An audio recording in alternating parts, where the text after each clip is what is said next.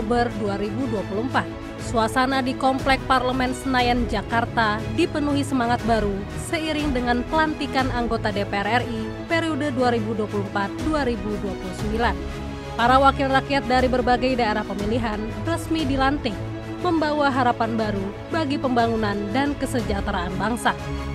Para wakil rakyat diharapkan mampu membawa perubahan dan memperjuangkan aspirasi masyarakat dari seluruh pelosok negeri. Salah satu anggota DPR RI dari Papua Tengah, Sudeson Tandra, mendorong peningkatan konektivitas transportasi di wilayahnya untuk membuka keterasingan dan memudahkan akses ke layanan pendidikan dan kesehatan. Kalau kita bicara Papua pada umumnya dan Papua Tengah pada khususnya, ada banyak sekali masalah. Ya, satu, masalah pendidikan. Ya kan, ini pendidikan paling penting. Yang kedua, masalah kesehatan. Yang ketiga, masalah transportasi. Karena transportasi ini bisa membuka keterasingan kan. Dan yang keempat, masalah anggaran. Anggota DPR RI Slamet dari fraksi PKS mendorong pengembalian fungsi badan legislasi dan memastikan bahwa undang-undang atau revisi undang-undang yang dilakukan benar-benar sesuai dengan kebutuhan masyarakat dan perkembangan zaman. Terkait dengan DPR kemarin yang kemudian harus kita perbaiki periode ini, yang pertama mengembalikan fungsi legislasi, kita fokus kepada prolegnas. Target-target tahun kemarin banyak prolegnas yang memang belum tercapai, sehingga ini yang kemudian harus kita perbaiki performa ini. Andi Yuliani Paris, anggota DPR RI dari Dapil Sulawesi Selatan II, berkomitmen mengawal revisi undang-undang yang sudah tidak relevan dengan kondisi sosial dan ekonomi saat ini.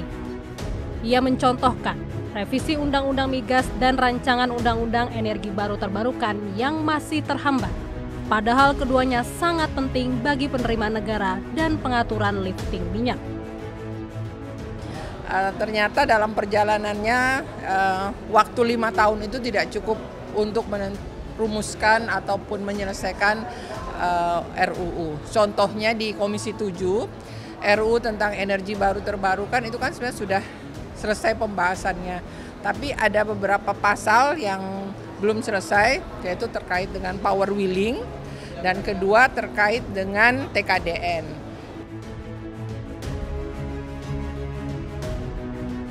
Setelah prosesi pelantikan, DPR RI menggelar rapat paripurna untuk menetapkan pimpinan DPR RI periode 2024-2029.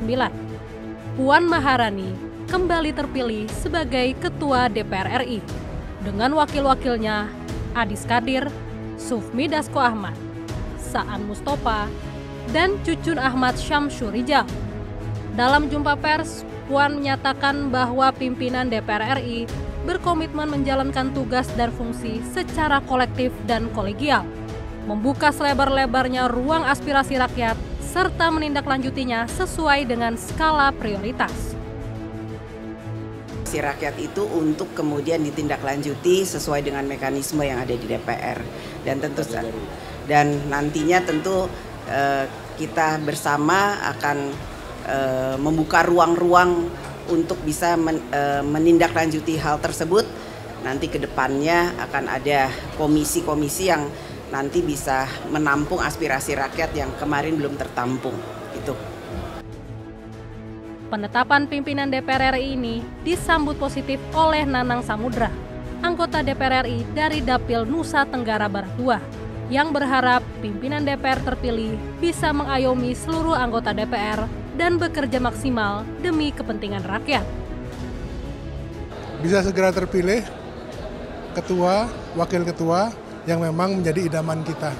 Artinya tidak ada ribut, bisa mengayomi anggota, dan paling penting bisa bermanfaat bagi masyarakat banyak. Ledia Hanifa Amalia, anggota DPR RI dari fraksi PKS berharap pimpinan DPR RI yang baru mampu menjalankan tugas dan fungsi dengan lebih optimal, serta menekankan pentingnya kolaborasi yang solid antara DPR dan pemerintah. Ya, mudah-mudahan pimpinan DPR periode 2024-2029 ini bisa menjadi pimpinan yang membawa DPR kepada sebuah langkah ya lebih jeli dalam pembahasan undang-undang, kemudian bisa kondusif dalam mengelola pengawasan, legislasi, anggaran, dan juga bisa mengawal kerja pemerintahan. Dengan pelantikan dan penetapan pimpinan baru ini, DPR RI periode 2024-2029 diharapkan mampu meningkatkan kinerja legislasi serta memperkuat pengawasan terhadap jalannya pemerintahan. Masyarakat Indonesia kini menaruh harapan besar agar para wakil rakyat dapat memperjuangkan aspirasi mereka dengan lebih baik. Perjuangan anggota Dewan diharapkan dapat berkontribusi pada kemajuan Indonesia dalam 5 tahun ke depan, dengan fokus utama pada kesejahteraan rakyat dan pembangunan yang inklusif. Selamat bekerja para anggota Dewan, DPR baru, harapan baru.